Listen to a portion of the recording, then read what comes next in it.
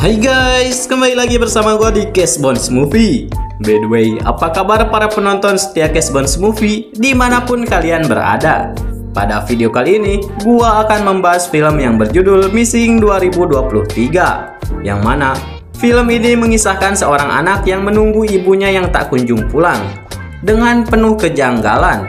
Oke lah, tanpa berlama-lama di awal, mending langsung saja masuk ke dalam pembahasannya.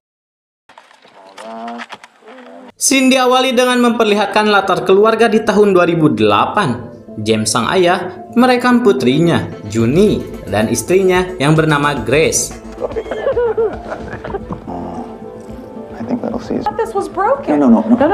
Tak lama, James mengeluarkan darah dan akhirnya meninggoy. Kemudian Grace dan Juni berpindah ke Los Angeles. Grace akan berlibur dengan kekasih barunya Kevin dan menitipkan Juni pada temannya yang bernama Heather. Grace juga meminta Juni untuk menjemputnya seminggu kemudian. Juni menghabiskan hari-harinya dengan berpesta.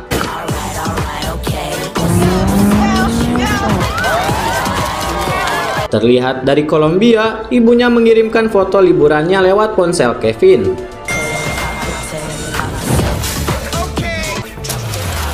Dan tibalah hari itu juga, bertepatan dengan hari ayah, dan Juni pun merasa sangat merindukannya. Keesokan harinya, alarm ponsel Juni tiba-tiba berbunyi, yang artinya Juni harus menjemput ibunya. Setibanya di bandara, Juni yang sudah menunggu ibunya tapi tak kunjung datang. Juni pun khawatir dan terus mengirimkan pesan serta menelpon ibunya. Dan mulai menelusuri ibunya, dari mulai mencari nomor telepon hotel dan melacaknya dengan Google Maps. Sayangnya, CCTV hotel hanya berlaku selama 48 jam. Juni kemudian mendapatkan telepon dari FBI yang diutus oleh kedutaan AS bernama Park. Agen Park menyuruh Juni untuk membuka email ibunya. Great. Okay, well, the hotel. Hold on, I think I'm. Untuk mengakali CCTV hotel, Juni menyewa petugas kebersihan dari negara Kolombia bernama Javier.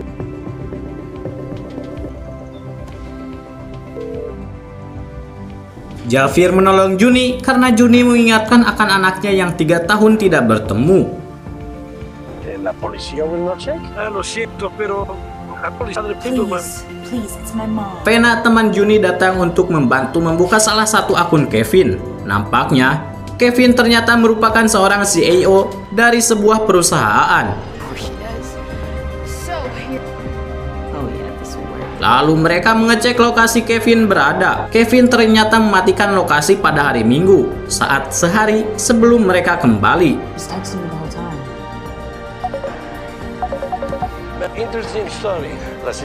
Juni langsung terpikir melacak kartu kredit Kevin. Namun ada 8 tempat yang harus didatangi oleh Javier. Vena membantu Juni membuka akun yang diblokir oleh Kevin. Orang-orang menyebut Kevin dengan nama lain. Wait, who's Greg? Calls him Darren. Selain itu, Juni menemukan fakta baru jika Kevin pernah dipenjara selama 3 tahun.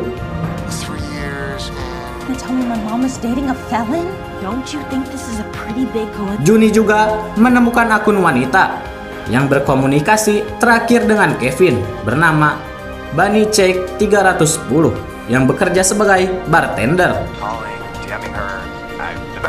Do you mind calling if you hear? Selain itu, Juni mendapatkan nomor telepon seseorang temannya Kevin yang bernama Jimmy.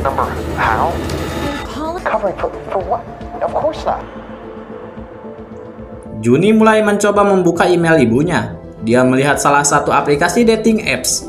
Lalu terlihat dari profil ibunya terdapat sebuah catatan. Singkat cerita, Juni menemukan tempat yang dimaksud ibunya dan Javier sudah berada di lokasi. Yeah, I should have thought of this place. Hold on a sec. Saat cek CCTV, Juni melihat Kevin berlutut melamar Grace.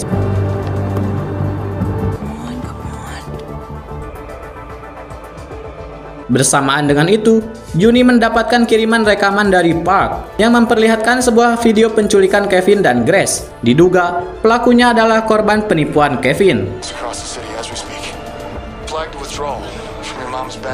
So what now? Is there anything I can... Juni masih merasa janggal dengan foto-foto yang dikirimkan oleh ibunya. Dia baru sadar, ibunya tak pernah menghadapkan wajah pada kamera. Dan benar saja, ternyata selama ini wanita dalam foto itu adalah pemilik akun Bunny Check 310.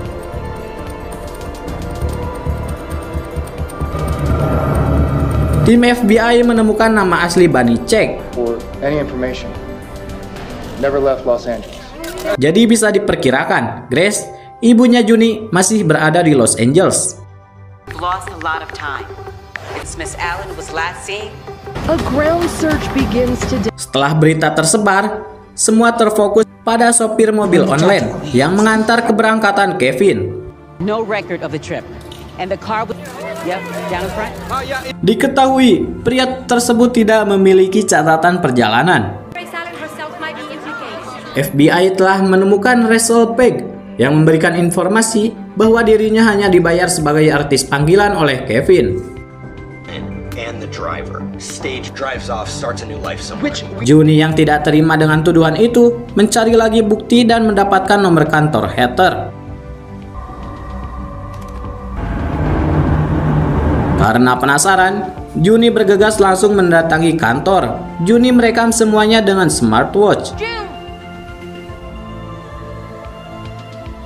Juni melihat ke arah komputer seperti ada file yang dihapus dan menemukan catatan ancaman, yaitu, jika kamu membuka mulut, kamu akan mati.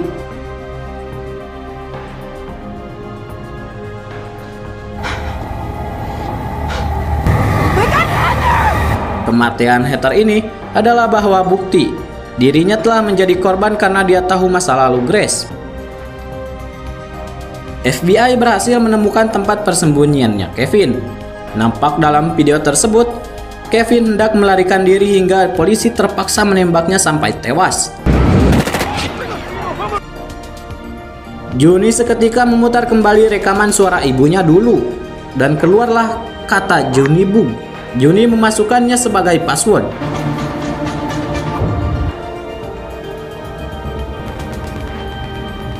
Tiba-tiba, Jimmy temannya Kevin menelpon Juni dan sudah berada di depan rumah Juni.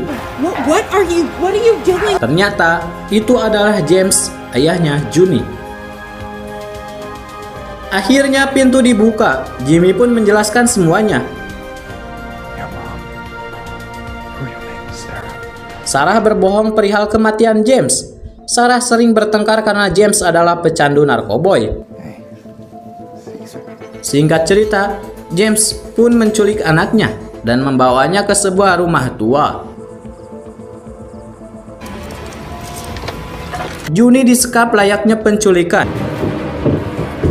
James menodongkan pistol ke arah Sarah, tapi Sarah berhasil melarikan diri dan menguncinya dari luar.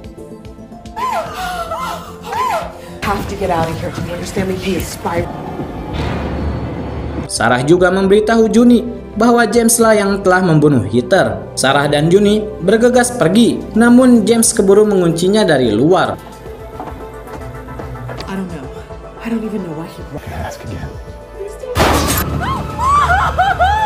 Ketika James lengah, Sarah pun langsung menusuk lehernya James.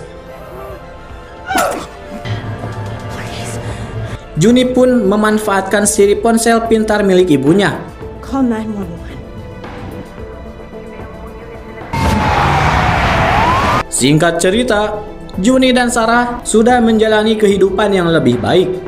Begitu juga dengan Javier yang terlihat telah bertemu kembali dengan anaknya. Okay, well, I guess I'll see you. Happy ending, dan ya, film pun berakhir.